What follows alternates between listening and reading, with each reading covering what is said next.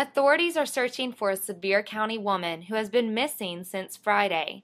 Laurel Denise Holmes, 55, left her home at 8 a.m. that day to take a walk and did not return, according to the Sevier County Sheriff's Office.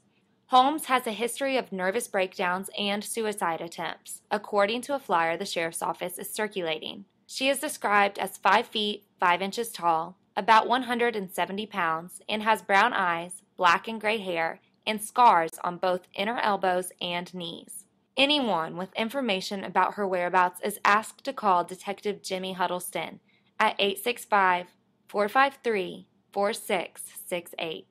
Every penny counts. That's what some Chipotle Mexican Grill customers are saying. The New Jersey Star-Ledger reports that busy Chipotle locations in New York and New Jersey were rounding customers' totals to the nearest nickel. Chipotle spokesman Chris Arnold says that the company will round up or down in high-volume markets as a way to keep lines moving faster. He says Chipotle has not seen a profit from the practice, and for most customers, it's generally a non-issue. The Star-Ledger says after customers questioned the new practice, Chipotle added the information to receipts, and they now only round down the amounts in favor of the customer. If you think smoking pot is not a big deal, then you may want to hear this. A new study links marijuana use at a young age to a decline in intelligence in adulthood. And it's a decline that's irreversible. Basically, smoke pot as a teen and you can literally become dumb. That's how the lead scientist from Duke University characterized the conclusion of the research. Researchers measured the IQs of 13-year-olds before marijuana use. Then they measured their IQs again at 38 years old, after years of pot smoking. They found an average of an 8-point decline in intelligence levels. The study also found people who started smoking pot as adults did not suffer any decline in IQ. So what's the reason?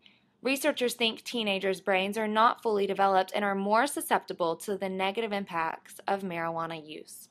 Attention home brewers! You can now enjoy one of President Obama's favorite adult beverages. The Obama administration has released its homemade beer recipe in a blog post titled Ale to the Chief.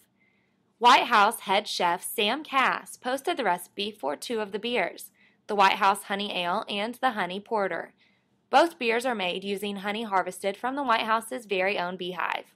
According to Cass, the beer is the first alcohol brewed or distilled on the White House grounds.